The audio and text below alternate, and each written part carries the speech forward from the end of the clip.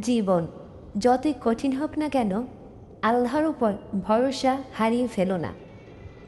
কারণ মানুষ যখন সব দরজা বন্ধ দেখে, তখন আল্লাহ এমন দরজা খুলে দেন যা কল্পনার বাহিরেও ছিল।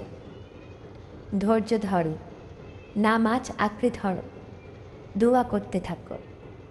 প্রতিটি কান্না আল্লাহ দেখেন, প্রতিটি দীর্ঘশ্বাস তিনি শোনেন। তুমি একা নও, তোমার রব সব সময় তোমার সাথে আছেন।